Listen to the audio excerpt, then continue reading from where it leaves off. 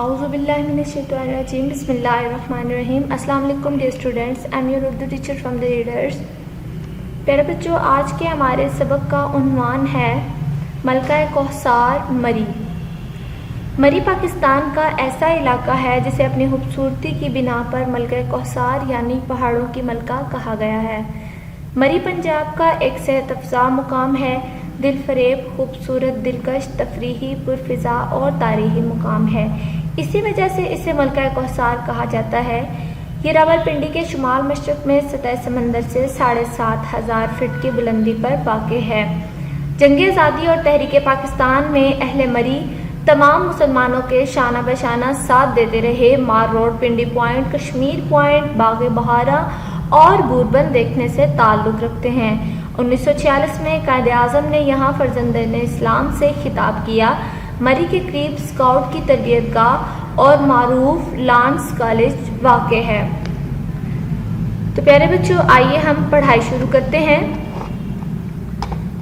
لیکن جب مجموعی طور پر یعنی مکمل طور پر برصغیر پاک و ہند میں 1857 کی جنگ آزادی میں مسلمانوں کو ناکامی ہوئی تو انگریزوں کو مری میں قدم جمانے یعنی اپنے قدم پکے کرنے کا موقع میسر آیا.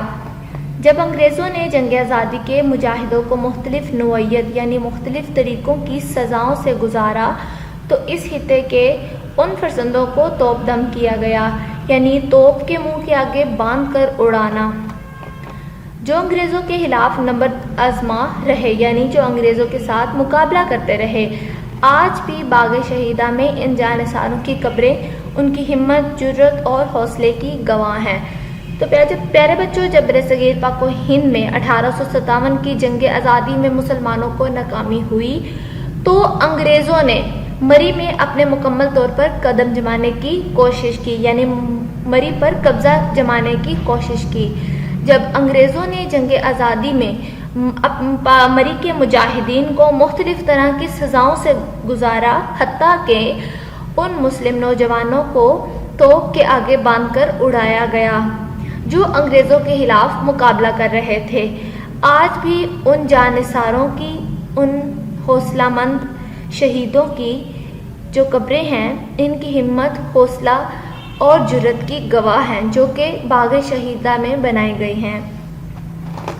تحریک پاکستان میں اہل مری کا کردار نمایاں رہا ہے. پاکستان کے جن شہروں کو قائد اعظم کے قدم چومنے کا شرف حاصل ہے یعنی جہاں قائد اعظم جاتے رہے, ان میں مری بھی شامل ہے.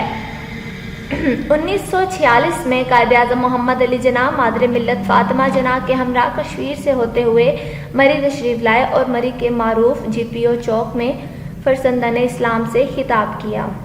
تو پیارے بچوں, قائد اعظم محمد علی جناح نے مری میں اپنا دورہ کیا یعنی وہ مری میں بھی گئے. قائد اعظم محمد علی جناح اپنی پیاری بہن فاطمہ جناح کے ذریعے کشمیر سے ہوتے ہوئے مری آئے اور مری کے معروف GPO چوک میں یعنی تمام مسلمانان اسلام, فرزندان اسلام یعنی اسلام کے بیٹوں سے خطاب کیا. مری ایک مرکزی سڑک کے ارد گرد آباد ہے جسے مار روڈ کہتے ہیں. مری پر سینکڑوں ہوٹل ہیں. یہاں باہر سے آنے والے سیاح قیام کرتے ہیں. سیاح سیر کرنے والے, قیام کرنا یعنی رکنا. مری کے مار روڈ کی ایک تاریخی اور تہذیبی حیثیت مقام ہے. یہ GPO چوک سے شروع ہو کر پنڈی پوائنٹ تک جاتا ہے. ان کے دونوں طرف خوبصورت ہوٹل اور دکانیں موجود ہیں. مری کے بازار میں ہر قسم کی چیزیں دستیاب ہیں جہاں سے سیاح یعنی سیر کرنے والے اپنی ضرورت کی چیزیں اور تحائف خریدتے ہیں. مری کے مار روڈ کے علاوہ پنڈی پوائنٹ, کشمیر پوائنٹ اور باغ شہیدہ بھی قابل دید مقامات ہیں. مری کے گرد و نواح یعنی ارد گرد میں نیو مری, گڑیال کیمپ, گوربند بھی دیکھنے سے تعلق رکھتے ہیں. نیو مری میں چیئر لفٹ اور کیبل کار سیاحوں یعنی سیر کرنے والوں کی دلچسپی کا محور ہیں یعنی مرکز ہیں. بچے بوڑھے جوان چیئر لفٹ اور کیبل کار پر بیٹھ کر لطف اندوز ہوتے ہیں یعنی مزہ حاصل کرتے ہیں. پہاڑوں کے اوپر سے گزرتی ہوئی کیبل کار سے زمین کا دلکش یعنی خوبصورت منظر سیاحوں کو مسحور کر دیتا ہے یعنی انہیں جادو میں مبتلا کر دیتا ہے, حیران کر دیتا ہے. اچھا جی, آپ اس پیراگراف کی ہم بات کرتے ہیں. مری ایک مرکزی سڑک کے ارد گرد آباد ہے, ٹھیک ہے, جسے مار روڈ کہا جاتا ہے. مار روڈ پر بہت سارے بے شمار ہوٹل ہیں.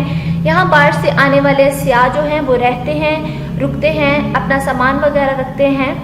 مری کے مار روڈ کی ایک تاریخی اور تہذیبی حیثیت ہے، یعنی تاریخی حوالے سے بھی مری کے مار روڈ کو بہت اہم مقام حاصل ہے.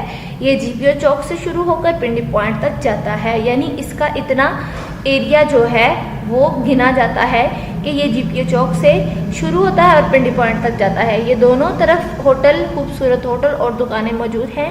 مری کے بازار میں ہر قسم کی چیزیں دستیاب ہیں جو انتہائی خوبصورت اور ہاتھ سے بنی ہوئی ہیں، جہاں سے سیاح اپنی ضرورت کی تمام چیزیں خریدتے ہیں اور اپنے دیگر احباب، رشتہ داروں، دوستوں کے لیے تحائف بھی خریدتے ہیں.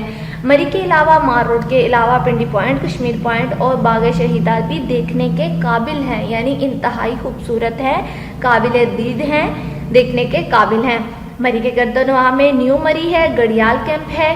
اس کے بعد بوربن بھی دیکھنے سے تعلق رکھتے ہیں. مری میں جو سب سے حیران کن اور خوبصورت چیز ہے وہ چیئر لفٹ ہے اور کیبل کار ہے جو سیاحوں کو اپنی طرف کھینچتے ہیں. بوڑھے ہوں، بچے ہوں یا جوان ہوں، وہ اس کیبل کار میں بیٹھ کر لطف اندوز ہوتے ہیں. پہاڑوں سے خوبصورت ہوتی ہوئی یہ کیبل کار، گزرتی ہوئی کیبل کار زمین کا دلکش منظر سیاحوں کو مسحور کر دیتا ہے اور اپنے نشے میں ڈبو دیتا ہے. یعنی انتہائی خوبصورت کیبل کار کے اوپر بیٹھ کر پہاڑوں کا انتہائی خوبصورت منظر پیش کیا جاتا ہے اور دکھایا جاتا ہے جو ان مری کو دیکھنے والوں کو حیران کر دیتا ہے.